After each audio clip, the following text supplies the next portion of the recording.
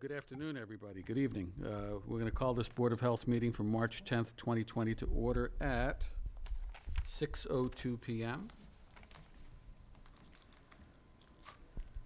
And I'd like to first invite, oh, wait a minute, I got to read the famous disclaimer. The agenda is subject to change and includes those items reasonably anticipated by the chair to be discussed at the meeting. Not all agenda items may in fact be discussed, and other items not listed may also be brought up for discussion to the extent permitted by law. And now I will make the official call for citizens' participation. Seeing none, we are going to introduce CC Dousset, and we're going to get a presentation on wireless communications. Thank you, CC, for coming. Thank you very much for inviting me in tonight. I think it's probably been about a year or so since I was here, so I thought I would just give a quick update for those who have not been with us during one of these presentations. Again, my name is CC Dousset. I have a master's in technical and professional writing, and I first learned about wireless technology risks when I was working for the schools. And a friend of mine who's an engineer tipped us off at book group one night that there could be biological risks. So I began to investigate. And to keep track of my findings, I built a very simple research repository called Understanding EMFs, which anybody is welcome to use as a launch point into your own investigation. And I also helped Ashland Public Schools become the first in the nation to post best practices for mobile devices. We'll see those a little bit later. And Senator Spilka and Representative Jack Lewis have both introduced legislation to bring the right bright minds together at the state level to examine the health and environmental risks of wireless technology. I have co-founded an international nonprofit out of Europe called Wireless Education, where we have built half-hour online courses that anybody can take to learn the science, the risks, what other countries are doing, and the internationally recommended best practices for safe technology. I have also just recently co-founded Massachusetts for Safe Technology because people from all over the state have been contacting me, and so we do a monthly call-in to compare what's happening in other towns. I was very fortunate to be selected to co-chair the Health and Buildings Roundtable Technology panel held down at the National Institutes of Health. And just this past fall, I was asked to help plan and present at the EMF conference for healthcare professionals. This was the first large-scale 3-day CME conference held out in California. So to give an overview of the science, we covered a lot of this in previous presentations that are available online, but I wanted to bring your attention to some new materials that we have to examine. Dr. Martin Pall, Professor Emeritus out of Washington University, has put out a really good paper called 5G, the Great Risk for the European Union, the United States, and International Health. Compelling evidence for 8 distinct types of great harm caused by electromagnetic field exposures and the mechanism that causes them. That last part is especially important because for years the industry would spin it and say, oh, there's no mechanism of harm identified. Well, now we know many different ways that this impacts our biological cells. In the scientific, peer-reviewed, published literature, we see cancers, DNA mutations, infertility, neurological damage that includes blood-brain barrier compromise, as well as heavy hits to the central nervous system that we are seeing in the scientific literature may be one of the root causes for our epidemic proportions of anxiety, depression, suicidal ideation, and more. It causes apoptosis or programmed cell death, oxidative stress, which is the underlying factor in many diseases today, hormone disruption, excess calcium, and signaling disruption. The graphic at the top is the U.S. National Toxicology Program's $30 million report. They went in about 20 years ago when cell phones were the technology of the day, expecting to prove that this technology was safe. After an unprecedented 3-day peer review held down at the National Institutes of Health, their final report concludes clear evidence. That's the highest classification they can give. clear evidence of cancerous tumors and DNA damage. And again, the industry will try and spin it and say, oh, that's only one study. You need more studies to corroborate it. Right on the heels of the NTP study, Ramazzini Institute in Italy, which is another large, independently funded cancer researcher, their large study corroborated what we found here in the NTP study. Children are especially vulnerable. If you look at that middle graphic, on the far right, the gentleman holding the cell phone up to his ear, you can see how far that penetrates into the brain. In the middle, I think, is a 10-year-old child, and you see it goes further across the brain. And then when a small child is using a cell phone, it's pulsing microwave radiation almost all the way across the brain. And many of us will ask, well, why don't we know about this? Who's protecting us? When I first started investigating about 7 years ago, I thought, surely if this is as bad as the scientific literature is showing, somebody must have our backs. And it wasn't until 2015 when Harvard's Law School Center for Ethics put out that captured agency report, how the FCC is dominated by the industries it presumably regulates. And that shows us that big wireless now is pretty much using the big tobacco playbook. And we've just learned that the FCC had the opportunity to re-examine their public radiation exposure limits, and hundreds upon hundreds of statements were sent in from all over the world, which they completely disregarded. And they go back to point to other captured agencies like the FDA. And we've just recently learned that the FDA, with Dr. Jeffrey Shuren, pointed to the FCC and said, no, you don't need to change any of those radiation limits. Well, it turns out his wife is a lawyer, a partner in a law firm that represents the industry. So we have some pretty serious conflicts. But that doesn't mean that we shouldn't use our own investigative powers and do what we see as fit. Fortunately, the World Health Organization just in 2020 relaunched their investigation.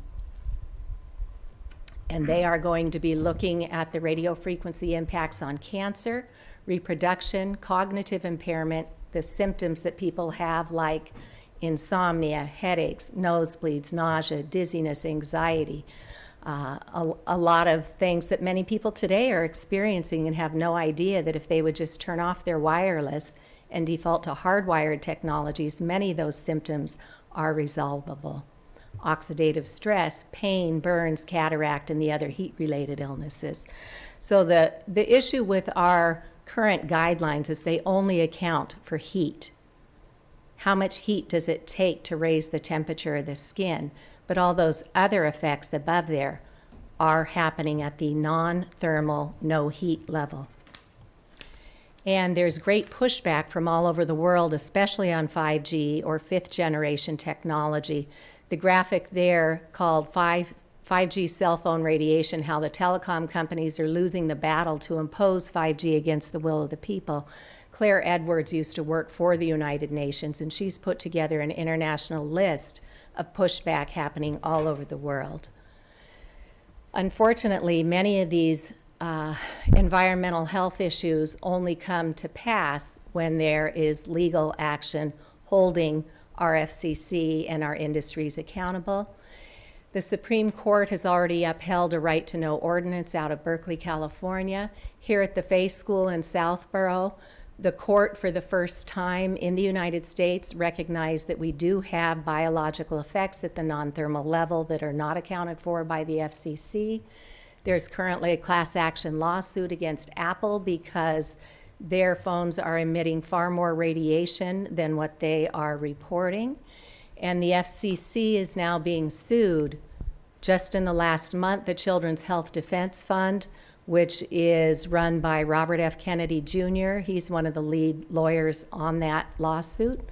The Environmental Health Trust, which has on their board many of the world's leading scientists and doctors who testified on that NTP study.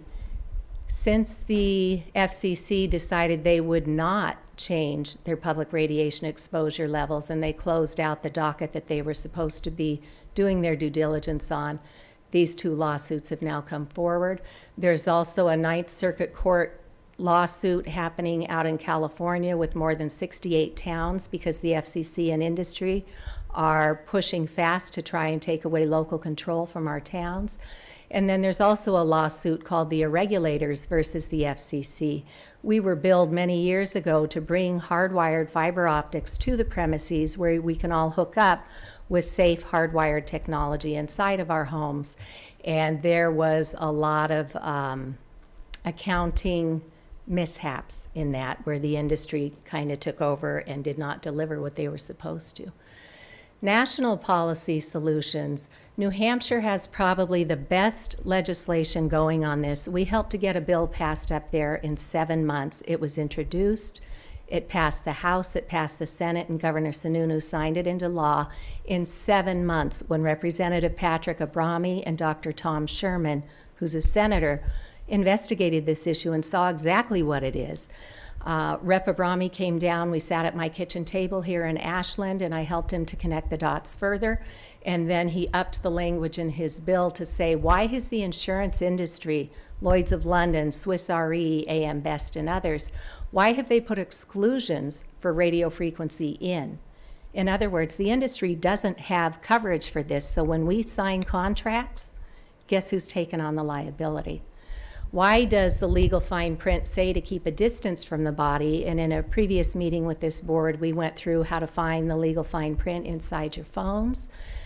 Why are thousands of peer-reviewed studies ignored by the FCC? Why do FCC exposure limits not account for the non-thermal, non-ionizing biological effects? Why are U.S. limits 100 times higher than other countries? And why is nobody looking out for the cumulative effect?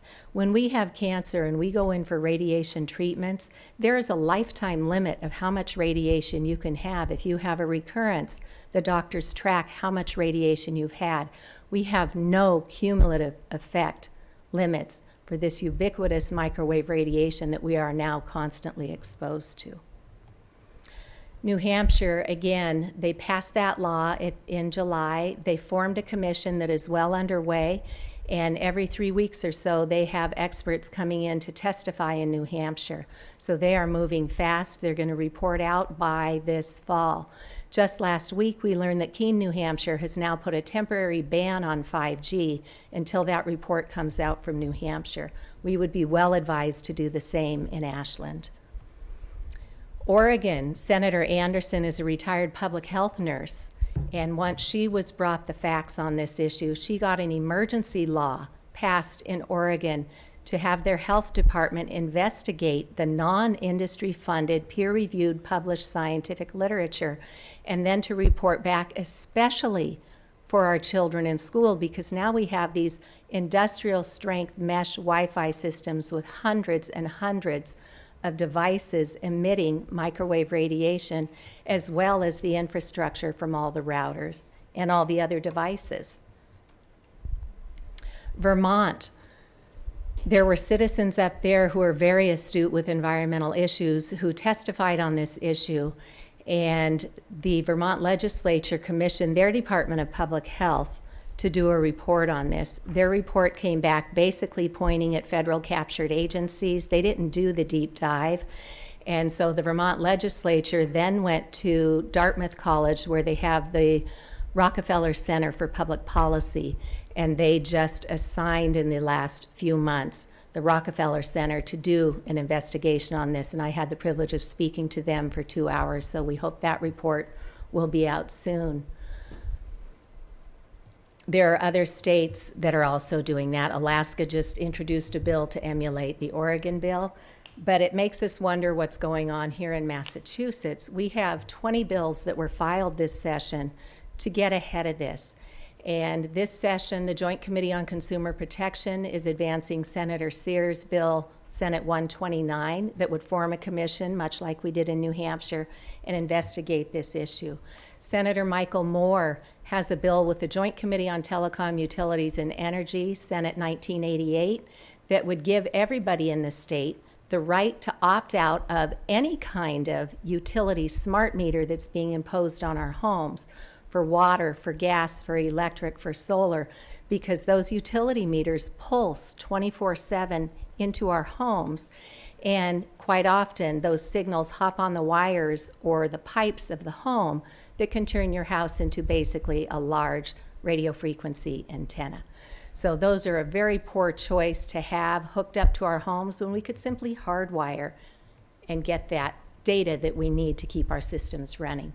The Joint Committee on Economic Development and Emerging Technologies has a bill for House 383, and they have just asked and gotten permission to extend their deadline because of the testimonies that came in. They are now looking to investigate this issue further.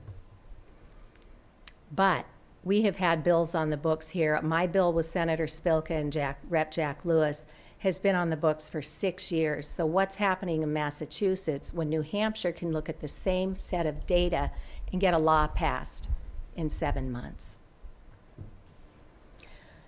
We also worked with the Massachusetts Department of Public Health in 2016, and that top graphic is the draft of a fact sheet that we developed that I was told would be out in 3 months. We're now going on 4 years, and that fact sheet has yet to see the light of day. The Boston Globe wrote an article about it in 2019, a year ago, January, and the Department of Public Health said they would have that fact sheet out within 6 months. Within 3 weeks, the Massachusetts Department of Public Health put up an EMF sheet on the state's website that basically says there is no direct harm from wireless technology. And they had already been given the NTP study and the Ramazzini study, so I would love to know what's behind that radiation risk control EMF fact sheet because it is harmful to the public.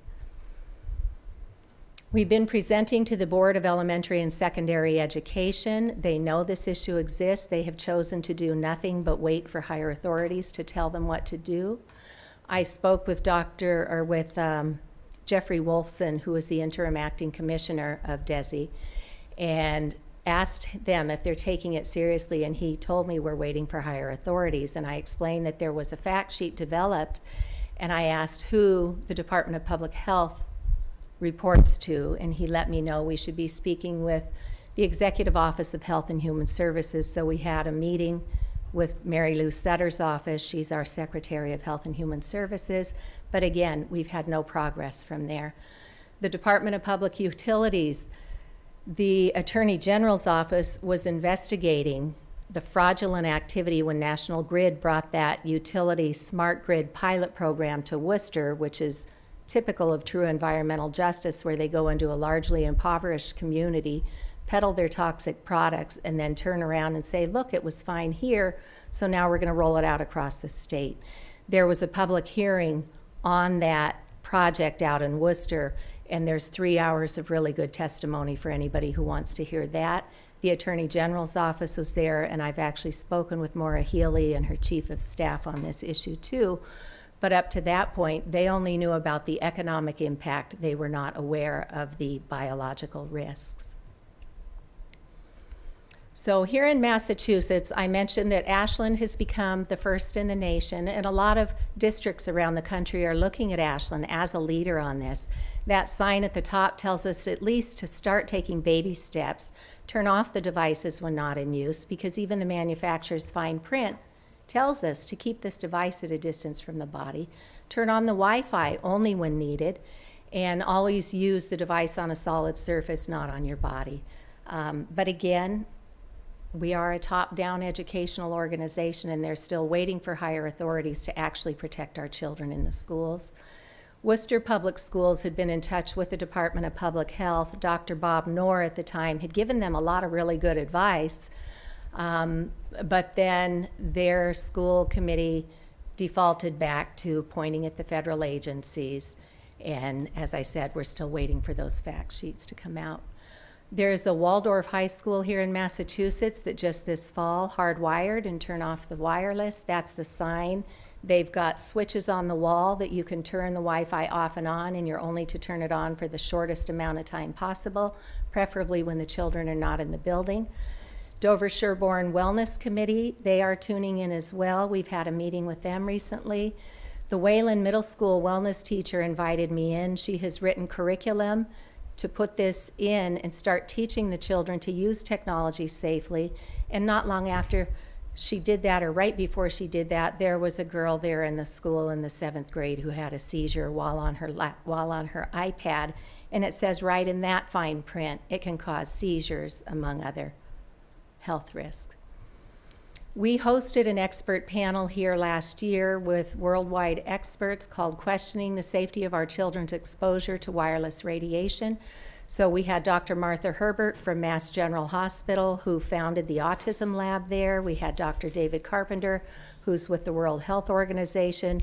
We had Dr. Ron Melnick, who was the senior designer of that National Toxicology Program study. We had Theodora Scarato from the Environmental Health Trust, and all of that training is available out online.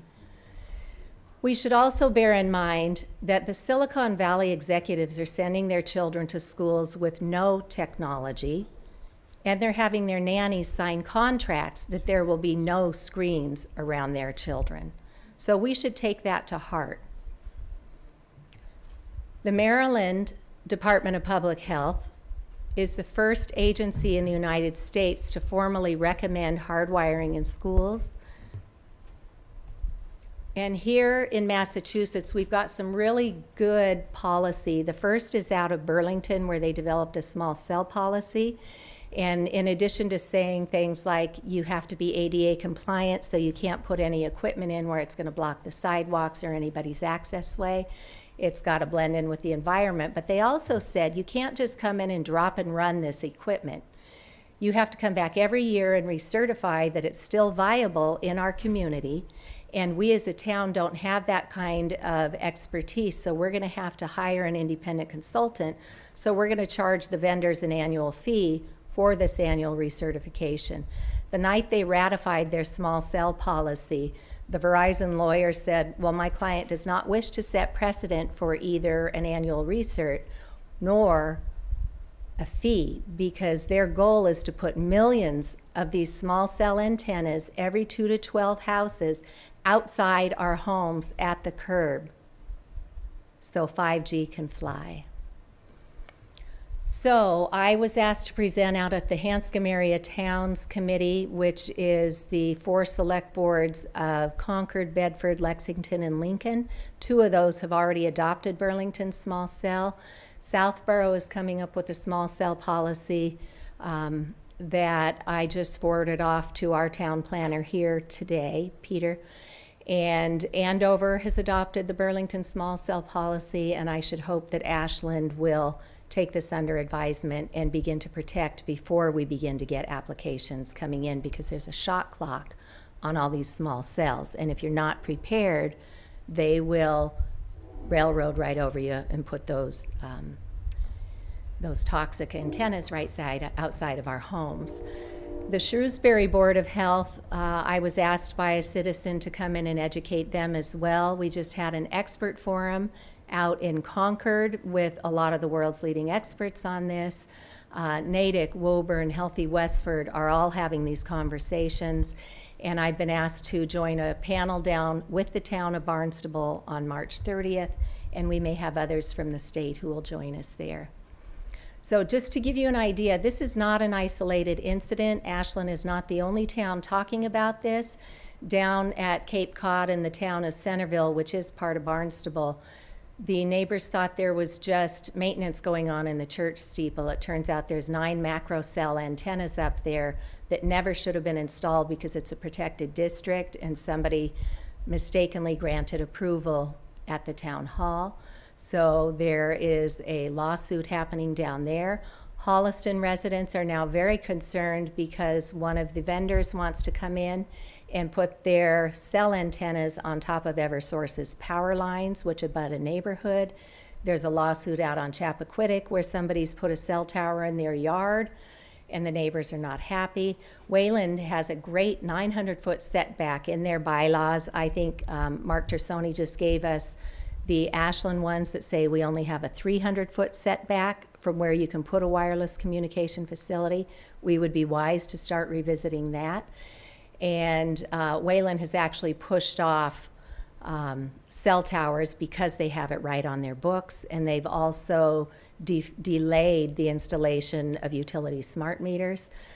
Dover Sherborne fought off cell towers at the high school a number of years ago. Concord just won a battle that they had because they were going to put cell towers right up in the cupola in the center of town, which is right where it's densely populated with homes.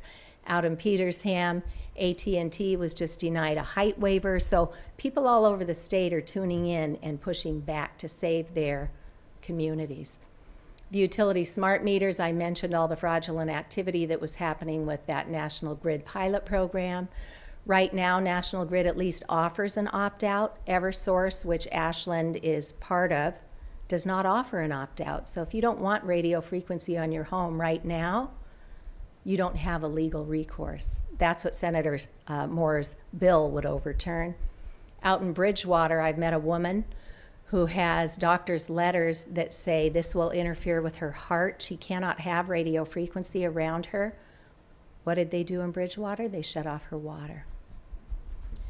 In Wayland here, they didn't pass their advanced water meter reading infrastructure, and I was brought in to present to their Board of Health. Here in Ashland, we became the first in the nation to put a radio frequency detection meter on loan in our public library, and I'm deeply grateful that our selectmen approved that grant and that the Board of Trustees voted 4-1 to bring it into circulation. But that's for this acoustimeter, and if there was no radio frequency in this room, it would just crackle a little bit.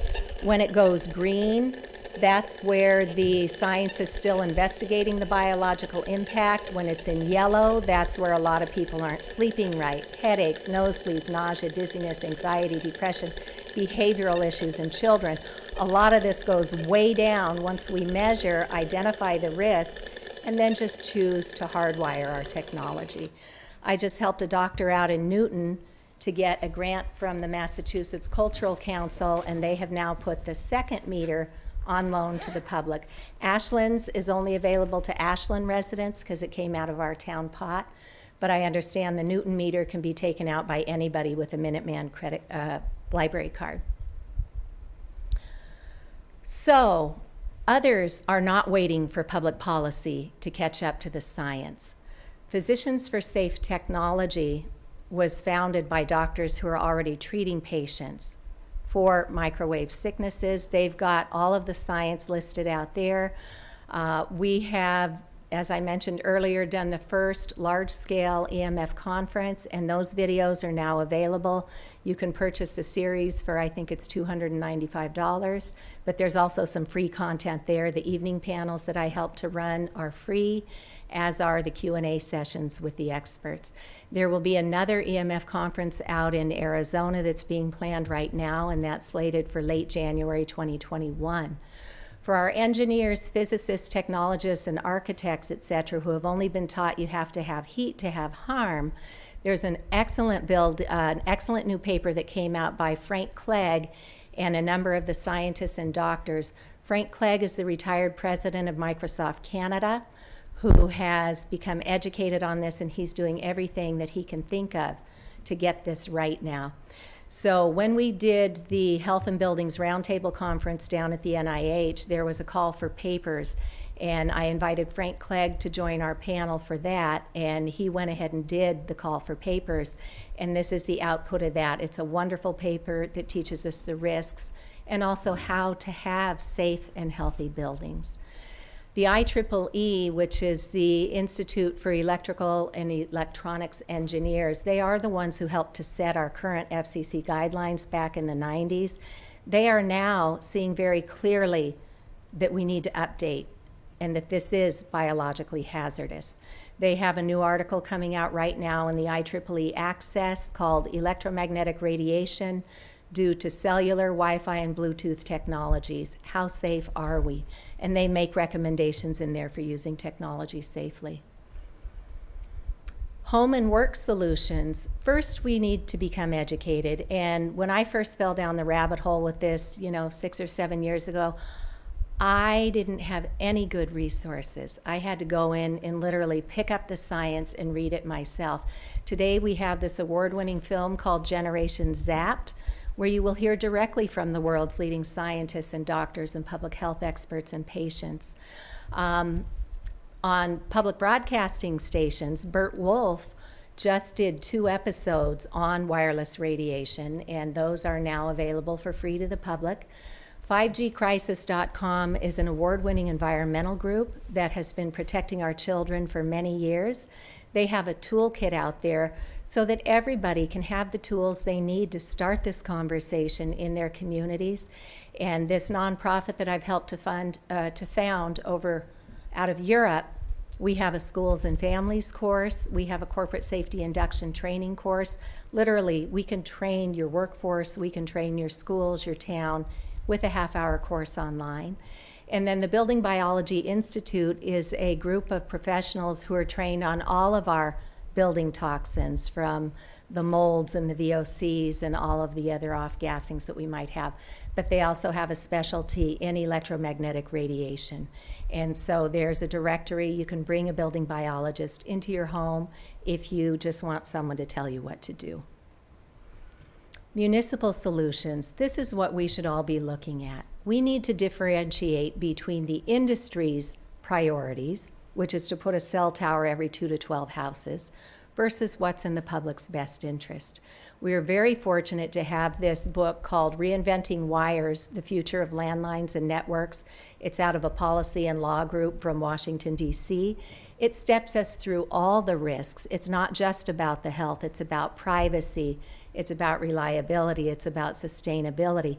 Who would know that wireless technology consumes 10 times the energy as what they promised us, which was hardwiring to the premises? So if we're going to be serious about climate change, 10 times the energy from wireless systems. We should also measure with a meter. It's invisible. How would you even know it's there? But we have the technology to do that as well. Anybody with an Ashland library card can take it out from the library for a week at a time. You can rent them for just a few dollars a day from Magnetic Sciences, and you can also buy them. A lot of people, this one was in the $400 range, but you can get them for under $200, so that now with the Internet of Things, everything you buy might have a radio frequency antenna in it. So it's a good idea to measure what you're bringing into your homes. So the message is certainly not no technology, it's safe technology, and we know how to do that. But there's a principle that's used even by our own CDC, and it's used in the European Union, and it's called ALARA. We want to get to as low as reasonably achievable. But for now, we should be putting a moratorium on anything wireless in our communities, including the utility meters. So let's work together toward hardwired solutions. What can this board do? I would suggest you reach out to the Department of Health and Human Services in Mary Lou Sutter's office, and also speak to the Department of Public Health and ask for those fact sheets to be released. Speak with the Department of Public Utilities. We should be holding the industry accountable for bringing safe technology into our communities, and we know how to do that. It's not rocket science. Speak to Senator Spilka, speak to Rep. Lewis, so that your voices can carry up through the legislature. And then we need to educate and protect our communities. We can do information sessions like this. We can bring in plays like Generation Zapped or Burt Wolf's PBS series. We have plays now. There's a play right here in Massachusetts that tours all over the US and Europe. And they have one called Innocenzo that's a family play about a clown who becomes electrically sensitive. They've also just come out with a new one-man performance called Canary in the Gold Mine. And that will be featured at the Newton Free Library this spring as part of their arts festival. And then hands-on training. We can sit here and teach people how to plug in an Ethernet cable, how to plug it into an adapter, how to turn off the wireless signal. So again, it's not rocket science, but it's high time we get our education out there so people have a choice. And please don't expect somebody else to fix this. We've been having this conversation in Ashland for 6 years now. 2014 is when we put those best practices in place for our schools, yet we have failed to protect our children. So let's see what we can do today and protect ourselves. So again, it's not rocket science. That visual up at the top is putting fiber optic cables in right? Which is going to be the backbone for what the industry would like for 5G. They'll run the fiber optics down the road, but then they're going to throw up all these wireless nodes. They're going to pulse close range microwave radiation at us and our families.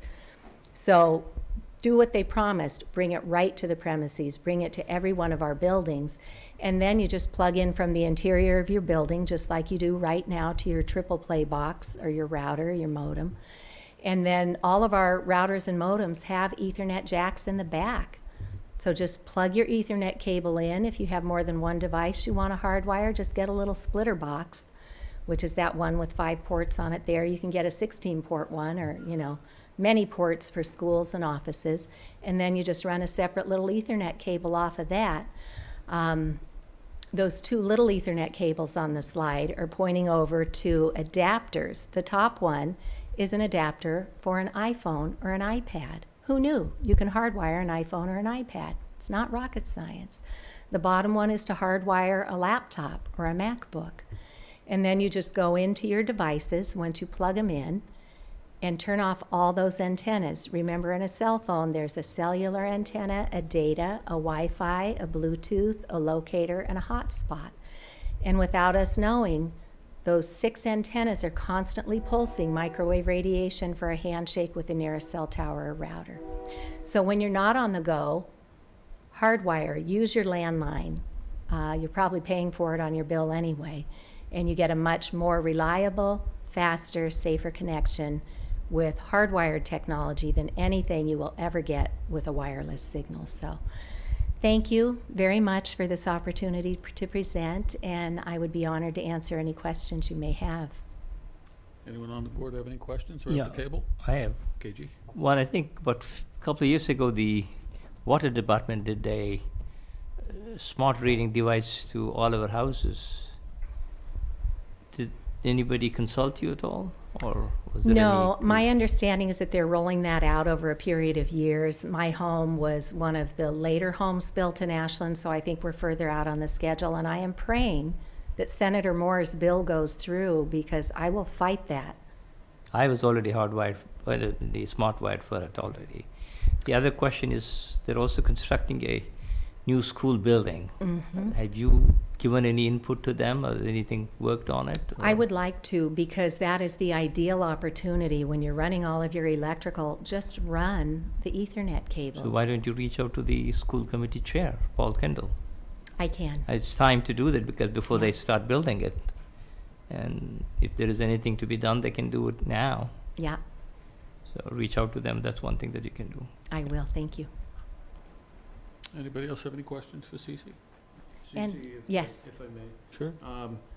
Bluetooth, I think I brought it up the last time too, and the reports are coming out on Bluetooth now as well, and you shared a report that I saved for the time being, but, so it's just not the wireless, well, Bluetooth is wireless, but it's Yeah, it being is, used and more and more. And It is being used more and more. And so now, for example, the iPhone might encourage you to get those wireless Yeah. earbuds. So now you've got a transmitting device probably tucked on your body somewhere.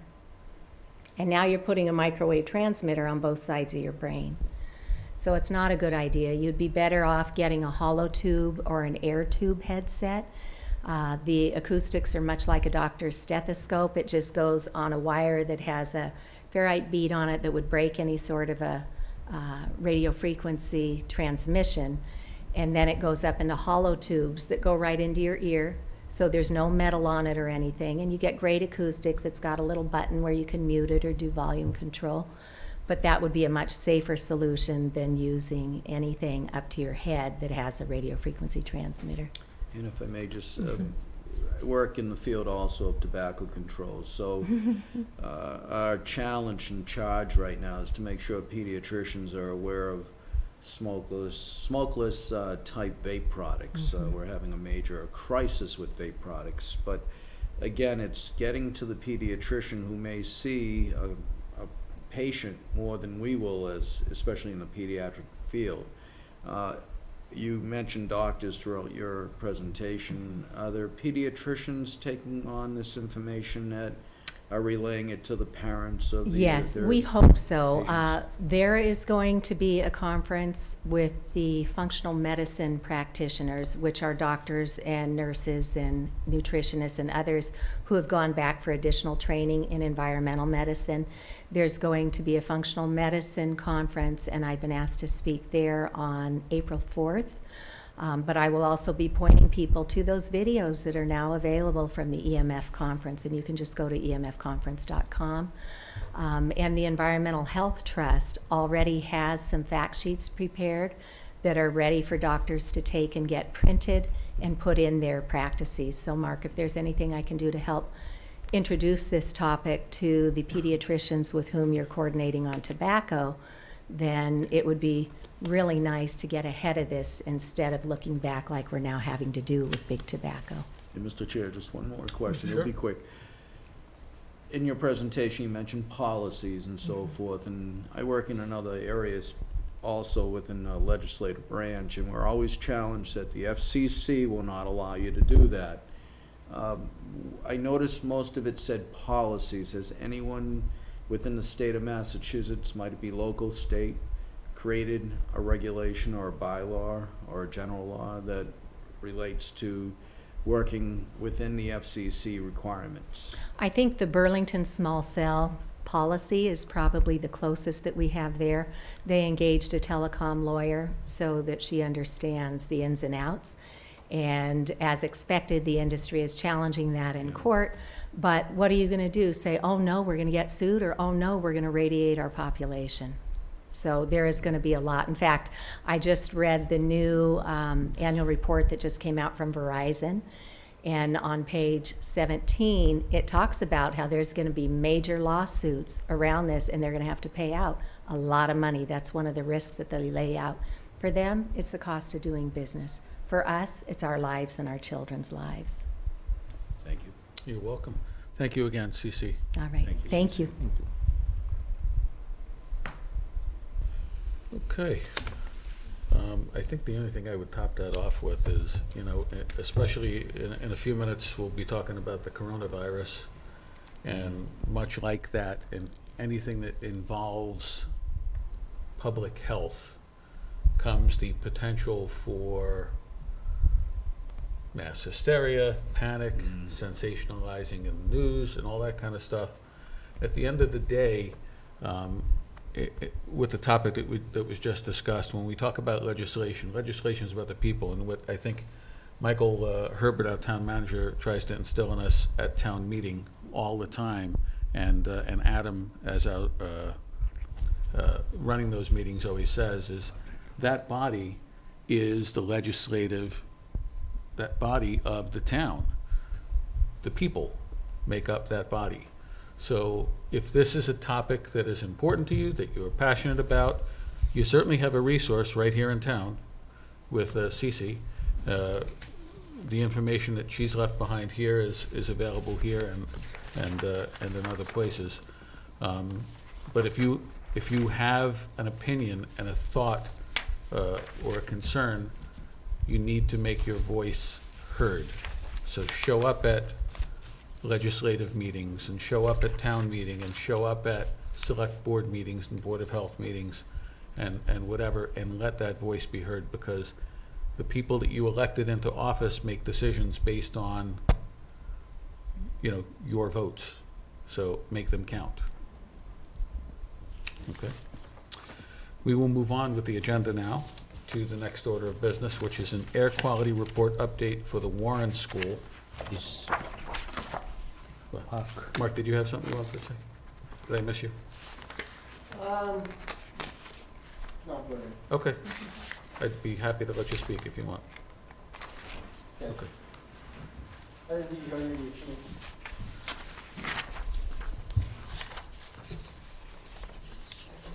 Okay, thank you. Good evening, Martini. And thank you, Cece, for bringing that up, bringing it also up. And I did put in, and this was zoning bylaws and stuff like that for the Wi-Fi applications and towers and how they should be, what's the regulations. It's in your packets, but you don't have to go through it. But I'm looking at it for the future of what does happen is not exactly through the towers, it's through the physical attributes of effects. And I'm understanding that if, even no matter what the age is, RFs can do their nervous systems a wreckage. And people who put them up, companies, applicants, they don't think about those things, but they just think of the money and their products. It's about time, through this presentation that CC did, that company is gonna start thinking human instead of dollars. Thank you. Thank you, Mark. Back to that air quality report at the Warren School. A study was done on October 24th of 2019, and it was provided to us. It'll be part of the public record if you're interested in the entire report. I'm going to read the conclusions and recommendations of that report. Temperature, relative humidity, and COIAQ parameters tested were within the acceptable ranges. CO2 levels were above the MDPH guideline of 800 ppm for publicly occupied buildings. The building HVAC system should be monitored and evaluated for additional fresh air exchange by facilities management. If you're interested in the whole report, again, it's part of the public record. And the only thing I'm going to ask for as part of this is that we stay in touch with Jim for that monitoring to see what the status of, because this report was from October, which is quite a few months away already. So I want to see where. Maybe you should suggest them to send us the reports by electronic means as soon as they get it. Yeah, that would be a good idea. So that way it's easy for us to digest and catch up with it.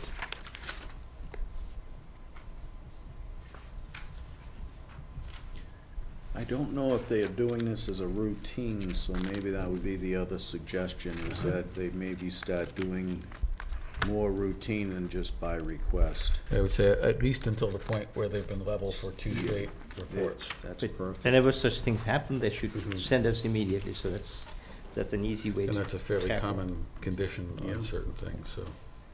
Even if it's clean, we need to know it's done clean and then everything Sure. is safe.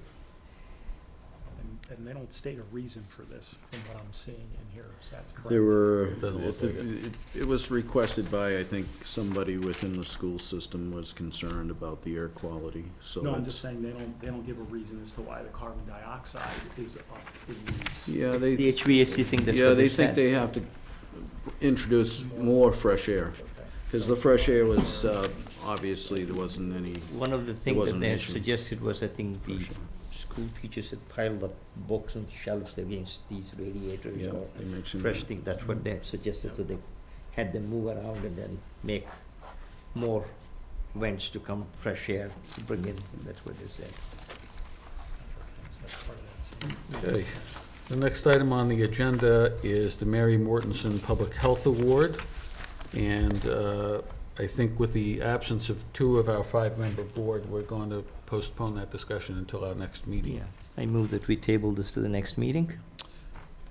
I second that. Second that. Anybody discussion? Will we vote? All in favor? Aye? Aye. Okay, so we'll table that until the next meeting. And the next item is everybody's favorite topic in the news, the coronavirus.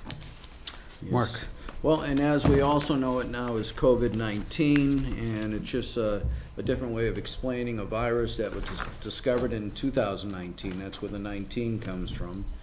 And corona is the CO, and it's a virus, is the V, and it was ID'd in 2019. That's how it got to be called the acronym of COVID-19. And I have been sharing, as the board knows, as much information as I received to you as well.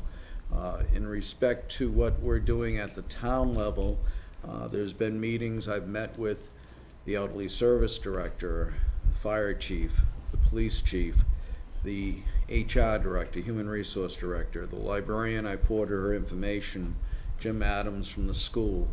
Today, before I get started, we have Nancy here, Nancy Clary. She's our public health nurse, and she was with me today at a meeting that was set up to review policies and protocol and try to make it consistent within the 11 cities and towns that are within our tobacco region.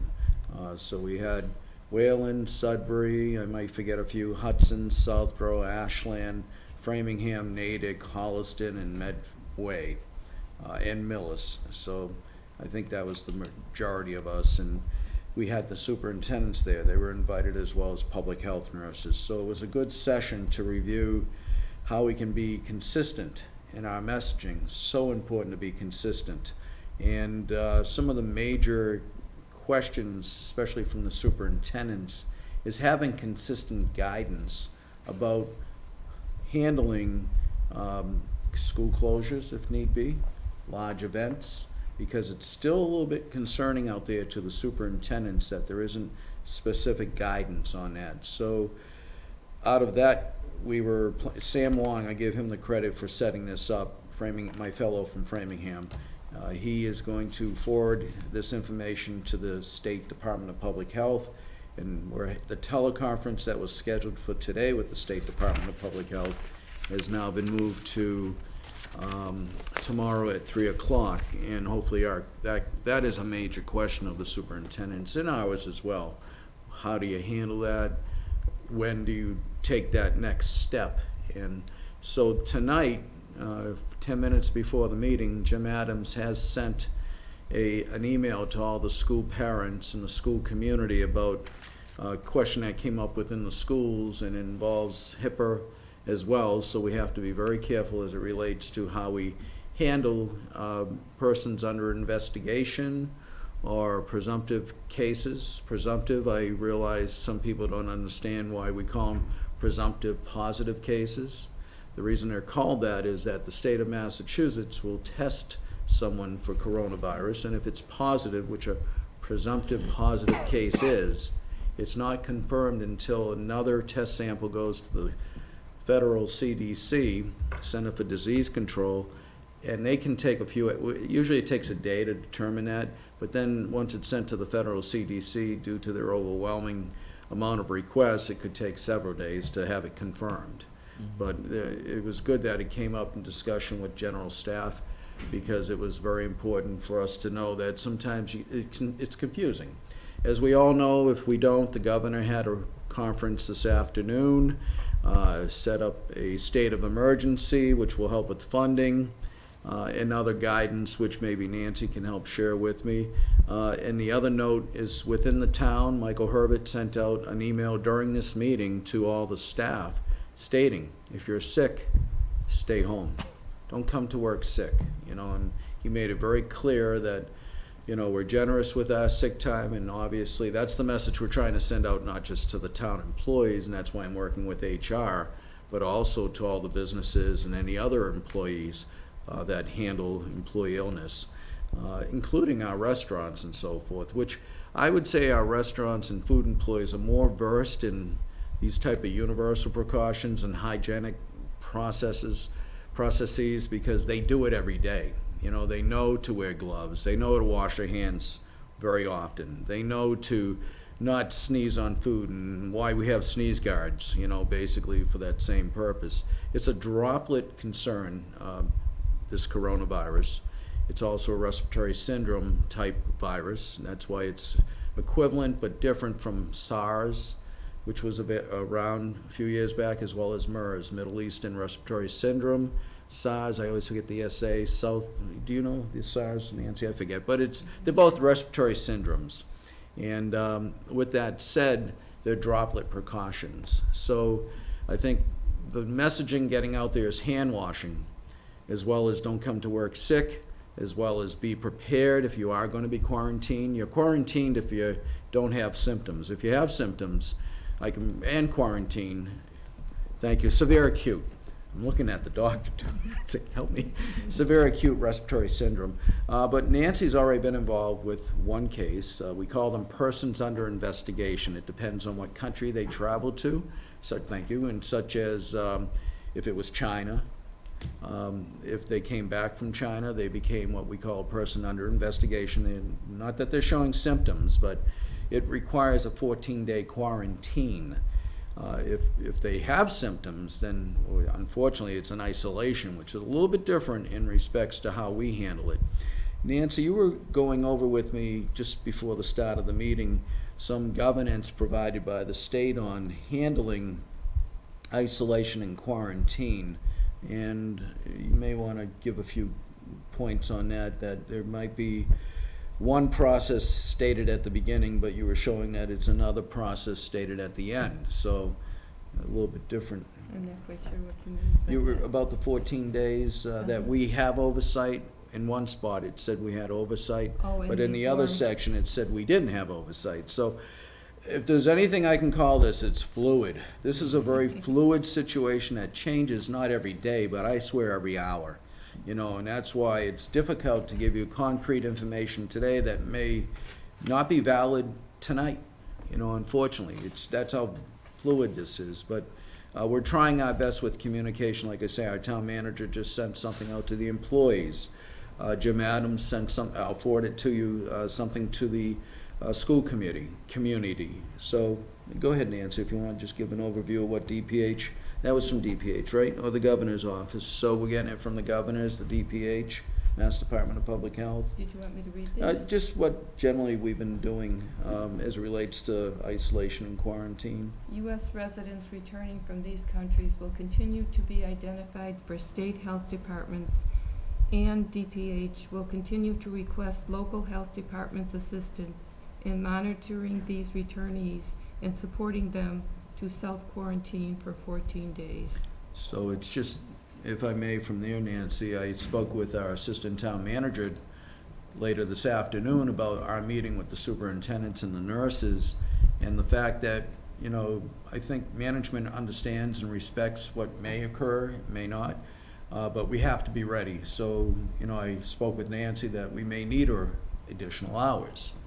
We had one case so far, non-presumptive. It wasn't positive, it was just person under investigation. But there could come the day where we may have some presumptive positive cases. And in that case, Nancy's going to get very busy.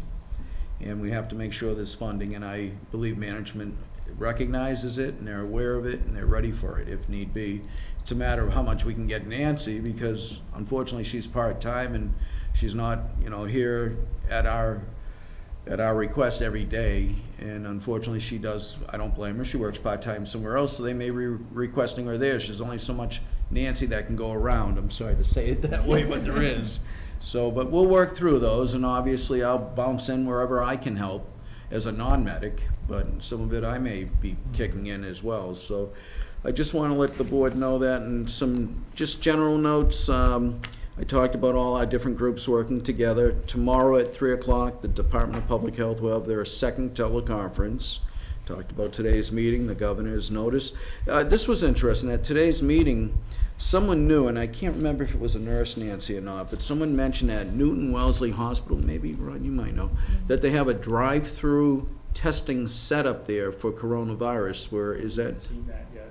You haven't? Okay, someone said you can drive up and they'll swab you as you're in your car and send it off to a commercial vendor now. So maybe it was a different hospital, but I said, No, it well, was Newton Wellesley. it was Newton Wellesley, so 8 a.m. to 3 a.m. 8 a.m. to 3 a.m. You can drive outside. You have to call. So you took good notes. I was listening to that one. So we're getting ready for that as well, because the more tests we get, the possibilities will be the more we know about other cases that may have been silent carriers. You know, it's interesting that, as you've heard on the news, as you say, it's always on the news, over 60 and over is the population of concern. For some reason, children can get it, but they may not show the same symptoms or be less vulnerable to complications. Again, I don't want to speak as a medic, but that's what's being said out there in the general community. We've been asked to continue with our public information overview by sending it to all of you, as well as maybe doing a cable show next week. Nancy and Michael Gurnick, our Medical Reserve Corps, I've been in communication with him on all this too. And at the same time, as I said, one of the most important things we have to always remember is that, one, in the state, we're not at a significant risk just yet, and hopefully never will be. But two is respecting people's confidentiality under the HIPAA Act. So we're very limited Nancy and I, and what we can talk about as it respects to cases. But we can, in general, prepare everyone for whatever we need to prepare for. So in-home preparation is just as important. I talked to the fire chief about that his staff and the police staff, that they're prepared at home, so if something was to occur in their home, that their family can be safe if they need to come to work, and especially if they weren't affected. So it's all the things we were preparing for back in 9/11, and as well as with the H1N1, are all coming back to, to the forefront. And we'll continue to dust off, as they say, the continuation of operation plan for the town, the pandemic planning for the town. We have a book that big on pandemic planning, as well as isolation quarantine. Unfortunately, we haven't even had to take those off the shelf in years, but we're in a whole different world. And I told someone today, I've been in this field for many years. It's the first time I've ever seen this level of concern with the virus. KG, Yeah, you a mentioned- you couple looked of at- questions. One of the things that came up is there any ban in Ashland about meetings, events, and things like that? Nothing There's is no happening. ban at this So time. nobody has The suggested. governor suggested in his, I was going to say State of the Union, it wasn't a State of the Union message, but Emergency he message? mentioned in his conference today that, you'll have to consider large events, especially if people 60 and over are attending those events. So, but there's no direction just yet, and the schools are very concerned about what direction they should take. What if they get a few presumptive positive cases? What should they do? So that we want to get guidance from the state. As one person said today, a superintendent, I believe, I won't say what town, but he said, when another town did this last week, he said it set a bar. So that it basically set a level that every other parent in the state or in the country expects the same type of situation. So that's why the superintendents are saying, we can't have one school doing one setup for possibly no school for the day for cleaning or whatever, and then another school doesn't do it. It's going to create too much anxiety. I think someone mentioned anxiety. Let me say anxiety levels are very high right now as it relates to this, and we're trying to calm people down in some respect, but the way we can do it is with clear, concise processes as well as procedures and information coming out the same way from all of So us. you- So no, I don't know of any. Yeah, the other thing is that I do go to Shaw's as well as Market Basket to shop around and then use their cart. Both of them have the wet wipes available Yes. to clean, but I notice that most people don't use it. So this may be the right time to suggest this to the vendors themselves. When they bring the cart in, clean the handles and leave it there so that people can take care of it. Because maybe they may not know that the wet pipes are there stored and then use it. So that's one place where you can minimize spreading of the bacteria, the virus, whatever it is. By I like the idea from a practicality standpoint of Right. them having someone do that is probably. they anyway bring it anyway. Yeah, no, So I get it. it's I just- get it. They can do that. I Any think it's- shopper who has I think it's an vending- easier sell for them to be Yeah, better at yeah. making those things more visible and more public. Correct. Put big signage, have a Right. representative there for a couple of days to say, hey, you can use this. I mean, they bring in about 10 or 15 cart at a time, and it doesn't take more than 2 minutes for Yeah. them to, and they already have a staff taking care of it, so they could suggest them Good to suggestion. clean it up, that's one. I'll contact both. They were very helpful. We almost had a boil order. Right, And they were very good working with us. So I- they're team partners. They really I are. also noticed that I was told that the paper notes also can carry these things for infection, as well as the coins can too carry it from when the client gives it, it comes in. So it may be better for the cashiers to have safety gloves to handle the cash. That's one, so that they don't get infected. And the other thing is, cashiers. Encourage people to use the contactless payment methods, because credit cards nowadays do come with tap-on things, so you can use that rather than punching on that or paying the cash. Use a cell phone. Yeah, cell phones, whatever. It's better to encourage that. So that's easier. I know Do you that want to probably. say something? Yeah, sure. Yeah, let me finish this couple of them I have.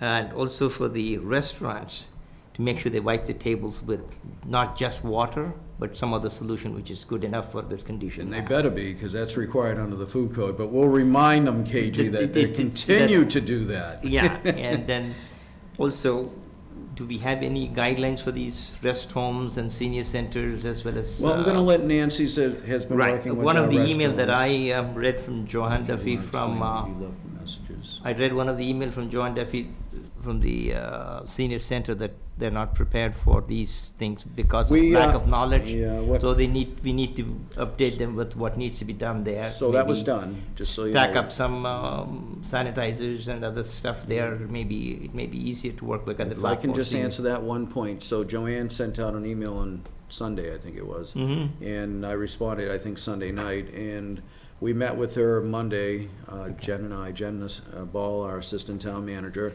went over some various procedures to take. One was even to provide napkins or tissues at the front door so people don't grab the doorknobs, and others, posters that can be helpful, and suggest if you're sick, you don't come to an event. And the other thing we talked about was just basically cleaning, and Jen is working with our what's he called? The head of facilities, I believe. It's like the maintenance and facilities. And he handles the tables yeah, where they sit they've been- need to be clean. According to that discussion Jen had with Joseph Richardson, was that they have increased that.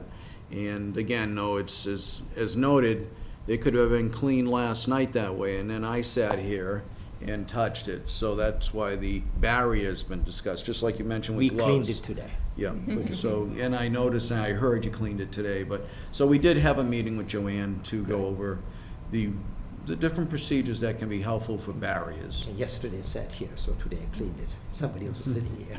So, but that, thankfully, we You know. were able to meet that So quickly. the rest homes and the other senior facilities, they all are aware what to do with it? Well, We go set ahead. guidelines. Because some of the emergency plans, this may not be on that book saying that it's not Nancy emergency, actually so we need handled to make that sure. for us not this Tuesday, last Tuesday. Okay, that's good. Nancy spoke and reached out to, or sent out, go ahead, To Nancy. two of the senior nursing homes, and sent them guidelines, and, called their attention to what was important in the guidelines. But another thing I wanted to mention too, because I had to call the Department of Public Health regarding, with one of my other part-time jobs for, a contact and a suspect case, and she pointed out the fact that, dogs actually carry the virus. They don't get sick, but they do carry the virus. Okay. So it's important for people who are suspect or who actually are positive to know that, and, for people to be careful of dog saliva. So I thought that was, Do you was have something list of, important for people to know. Mark, do you have a list of dog owners here whose emails are there that you can probably send out The a note of town caution? clerk collects all that. I don't know if she has an email. I'm not for sure. We can find that out. And the other thing is, we can get that information from Nancy. Nancy, was that in writing, or was that just verbatim on the dogs? That was, I can get it in writing. Okay. She was discussing it with me.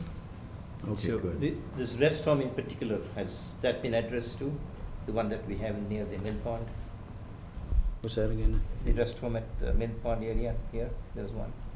Has a, About guiding them with this kind of clean environment there for, we would expect, they're a rest home, but we would hope they do. If they don't, we can always contact remind them, at Yeah, least yeah. call them up. Make sure, I Doesn't don't know if hurt. you had a chance to call Mill Pond. Add extra We value can- for that. We can do that. That's not a problem.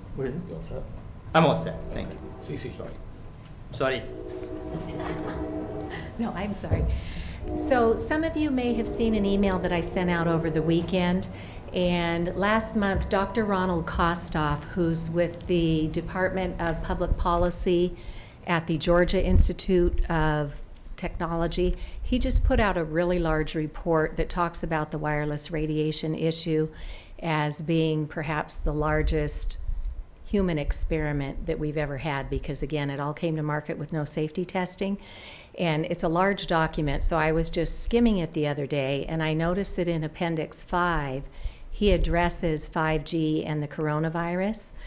And he reminds us that wireless radiation hits the immune system especially hard, and he's got a good bibliography of studies showing the effects on the immune system. But then he also noted that Wuhan, China, which was the epicenter of this outbreak, they turned on their 5G system at the beginning of November. So what I've also learned from others in these last couple of weeks is that here in the United States, we have roughly 10,000 small cell antennas turned on right now in the US. Their goal is to have millions, to have them every 2 to 12 houses. And in Wuhan, China, which is one of China's first smart cities, they turned on 10,000 in this one city at the beginning of November, and by December, they had a populace that was becoming very ill. So we fortunately don't have that sort of densification here yet, but it would be a good reminder to us all as we're taking precautions around how to keep ourselves as healthy as we can. Minimize your wireless radiation exposures, especially during the sleeping hours, because we know scientifically that this can dysregulate the melatonin release from the pineal gland in the brain. And melatonin's job is to go in and regulate our sleep cycle, as well as to help remove toxins from the day. So if we are dysregulating our melatonin release, we're hampering our body's ability to do proper cell repair and regeneration during the sleeping hours. And we know that if we don't get proper sleep, that can run down our whole system. So if anybody's toying with the idea of actually switching over to hardwired technology again, this might be a good time to really think about it. You can go out to that little nonprofit, Wireless Education, and take a half-an-hour course at wirelesseducation.org, and you'll be able to print out a handy tip sheet with reminders at the end. Thank you. You're welcome. Ron, did you have any commentary? No, just one quick one for Mark. I'm assuming that all the departments of health get updates. I don't know if they specifically get updates with names for HIPAA things unless you're in that town, but you get notified in some way so that all the towns can keep track of where this is going? We all get notified individually, unless we share our confidential cases with another town. Which we can do. We do when we have food poisoning, potential food poisoning cases. So then you're allowed under, it's called the MAVEN system. It's an electronic system of the reportable diseases that Nancy and I are both part of. And then we can share a case with another town. So say we had a person under investigation or a presumptive positive case, we could share it, saying that person went to a private school in another town. We could share that case with the other town. Again, we have to be very careful. We're not even allowed to share the cases with the fire and police. And they're concerned about, and I have every respect for that, but what their person under investigation is advised through these discussions Nancy would have with them is they need to explain if they need emergency services, to let the person on the other side of the phone know when they get to the house that they're a person under investigation with showing no symptoms or possibly a presumptive positive. So they're making our safety officials aware to prepare before they enter. So that, but as it relates to the HIPAA laws are very, as you, I don't have to tell you, you're a doctor. Understand. Yeah, so we have to be careful at the same time, use common sense. And that's a perfect lead into what I wanted to close this with my own personal thoughts, is that for me, as as just a citizen like all of you, the thing that's been most frustrating is the way the media has treated this, and it's made it very, very difficult. And I won't get into the long reasons why. It's pretty obvious, but we often equate the terms PR or public relations with media. So I'm going to offer you, the citizens, a different use for those letters PR that I think can be more helpful, practical, and rational. We hear all the stories of running in and buying out all the water, and all the shelves are gone with bleach is missing, and you can't get, and we've actually had to nail down, and when I say nail down, I mean not with actual nails, but people are stealing Purell off desks in people's offices. Relax. Take a breath. It's a real situation. I'm not saying to ignore it, but be practical and be rational. And we'll move on now to the agenda and get an update on the Medical Reserve Corps. I had a chance to meet with Michael Gurnick, let's see, it's been such a long weekend, it's only Tuesday. Today, it felt like yesterday. Was it today? Yeah, it was today, yeah. And as well as Laura's been helping, and Nancy's been a little bit part of it too, in keeping a list of the more active units that we have. And as discussed at a recent public health preparedness meeting amongst almost 60 communities, one of the concerns will be that there won't be the finalization of the badging until their ICS 100 is taken, as well as that the Corey-Sories are completed. When we ran into the H1N1, we were fortunate to have just-in-time training for people that weren't badged, that could be trained to be greeters or at the reception of getting their H1N1 inoculation. So the clerical side of it, not the clinical. And the clinical, obviously, they have to be certified doctors and nurses, but as it relates to that, that may be the reality of all this if we ever have to get to that level, that where there may be a few people that may not have been credentialed as of the date of their need, but at the same time, if we'll utilize the credentialed people, which is slowly coming in, and we'll advance people that have not finally credentialed but are known in the community, such as the three of you. If you were saying, listen, I can help, I just don't have my badge yet, you would definitely be in the front line with us. So that's how we're handling it right now, because the issue has become, and we're not the only town seeing this, that it's hard to attract volunteers when you require an hour, give or take, to take a course. But it's just not here. I asked that question myself at this meeting of 60 cities and towns, and we're all seeing the same challenge. But we're getting back to at least moving it around. I sent out a plea almost to the present members on a mailing list that please try to get credentialed, and we're getting a couple coming back, and I'll send that out again just to say, if you didn't see it, please remember, we need you to credential. But credentialing, we'll get there. If we don't get there completely and still need volunteers, we'll go forward with the just-in-time training. And that's the status now. We're continuing to work on it. I thank Laura for helping out, Nancy, Mike Gurnick, who's been, in my view, the lead person in all this for years, and continues to do a great job in communicating with us and working with us on this recruitment process. Excellent. In the absence of our chair tonight, we're going to move past the chair's report and on to the health agent's report, and I am going to excuse myself for a moment while I mark against the health agent's report. And it's budget, FY20, it's practical and rational. But thank you, Chris. I saw the high five. But as noted, it's going to be fluid possibly. If there is a need for public health nursing, I think you might see that line item may go up. But again, we'll move along as we need to. We are working with Tom, our food inspector, to I've had several discussions with him on getting a new type of computer software, because the software we're using, it's reasonable, but it's not practical, I guess is the word.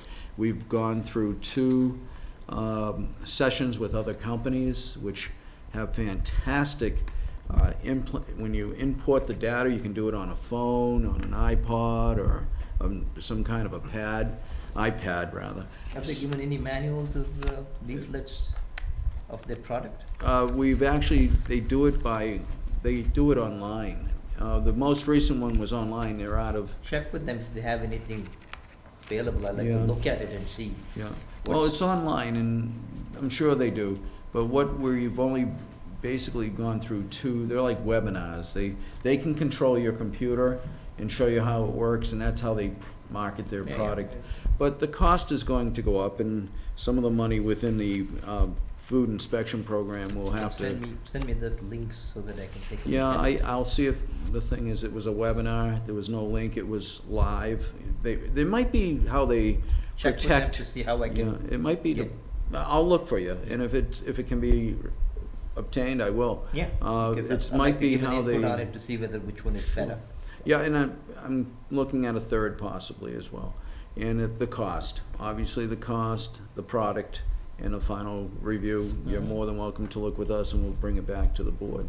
But Tom's involved as well as myself, especially when you're using the data, the hardware, or software rather. You get a better feeling for it when you're out in the field using it, saying, wow, there's gotta be a better product out there. So, Sure. and there are products out there. My concern is to see what all can be extracted out of Sure. it, how we can analyze it, and what conclusions we can draw yeah, out of it. that- That is what's important. the data for us, management's so Because just important. collecting the data is not enough, we need to Yeah. analyze it and use it and then extract the information Yeah. out of it. Did they give you any idea if you like that software? Well, we haven't Whether it would be committed to implemented? anyone, but again, it's a matter of maybe having one more vendor share their webinar with Yep. us and then making a decision, bring it to the board, see what the board thinks, bring it to management as well, because the cost will be greater than what we have, and that's, you get what you pay for. Right. You know, I'm sure unfortunately. Is there a maintenance cost for it, or is one-time charge? Not one-time charge, they're all yearly subscriptions, that's how they do it, KG. But the important question, because people have gotten into situations where they couldn't get the data is ours, so the reports are all ours. It can be transferred to another company, almost like you do now with cell phones. You can transfer your data off your phone to it. They've woken up to the fact no one's gonna buy their product if they can't be allowed to have the. We don't have an in-house store of So- the data? We can't store the data in our system? We can, yeah, we have, Okay, then. you have the data stored, don't you, Lauren? Yeah, we do. It's the function of it, KG, it's the function. Food establishment, we're all set with that one, I don't mean to cut anyone off. Food establishment updates, Mozzie's, I've been in there as of last week, and they're getting there, but it's taken some time. I was surprised, they've been working there for like 8 weeks. This is the Blockbuster one. Yes, so I expect we'll see a new opening, and I forgot to put it down, but just a food establishment update in general. The American Legion is now closed. Yeah, they're selling the building. They'll be, I went in there last week to talk with them. They actually closed their doors to the public on February 29th, I believe. And now they're there for this month. It almost feels like I was gonna say April, because this weather's so warm, but they'll be there just this month to clean it out. And then a new buyer will be coming in, and they'll probably come into the town to work out details, but I don't believe it's gonna be a function hall any longer. So, One more question. I was driving today next to the shops. There's a small plaza there. I see new names of the pizza stores. Have they changed the names or Mozzie's? something like that? Yeah. Yeah, that's Mozzie's. At the old Blockbusters? Yeah. Yeah, that's it. This is Mozzie's, yeah. They've been working in there for like I know. 2 I keep months. going there. There used Yeah. to be a big van with the pizza name on top of Yeah, it. Now suddenly yeah. I don't see that. Oh, So- yeah. But it's gonna be, according to them, an upscale pizza facility, so I'm not advertising for them, but that's what they're telling us. I'll try it out. Okay, so that's it on food updates. And did you want to talk about the budget in any way? or- No, I mean, as long as everyone's good, Yep. we can move on. Next order of business is to review the minutes from the February 18th, 2020 meeting. Take a moment to review them if you need, and I'll entertain a motion to accept them. But you were not there, so you Mhm. read the minutes and then taken care of it. You were ready to participate in. Okay, then it's good. Otherwise, we have to. That's why, Table that's why I said we can we'll I take a few understand, I moments for those who understand. need to. Yeah, yes. To review them. I move I that did- we accept the minutes of the meeting as presented. Do I have a second? I'll second. Any discussion? All in favor? Aye. Great. Next up is discussing future agenda topics and future meeting dates. Our next meeting is the 24th of March, and we know that we've pushed off the, I believe, what's his name, Paul Vieira is planning to come on that day, the Oh, that's right, yeah. school's You're right. That is- assistant superintendent. He's Okay. coming Yeah, he there. was asked to be here to review vaping at the schools. At Okay. schools, yeah, and then he's I part of the already- wellness committee, so he's going to explain some information You about know, it. how they're handling it. Obviously, one of the main concerns is, do you put someone on detention, or do you try to help them out and rehab them? Because it's a medical situation too, as it relates to addiction, you know. Right. Nicotine's a very addictive substance. I mean, But- just, he's so also he's going to on. bring some statistical Yeah, numbers. no, it'd be good to How many see. cases are there and things like that. So I did put that on for the proposed agenda for March Right. 24th. Okay, I and believe we it's also have Thursday. the Mary Mortensen discussion, we're gonna move on to Oh. that. And When the coronavirus continues, then it'll be there. continue with the Oh, I'm sure it will coronavirus, be of on, course. yes. I wish I could say it will be over by then, but Yeah. it would be off my rocker to say that. We will not hesitate to have a meeting if there is any adverse situations that come up soon. Yeah, yeah, respect that. All right, looks good. Good. Do I have a motion to adjourn? So moved, sir. A second? Second that. Any discussion? No discussion No on discussions adjournment. on that. All in It favor? cannot be So you discussed. can't get out of Right. it now, unless they vote against. Thank you very much, That- everybody. that is- Cannot be debated. Motion cannot be debated. Unless it gets voted down, then you can discuss why you don't want to adjourn. I don't think I've ever seen that happen.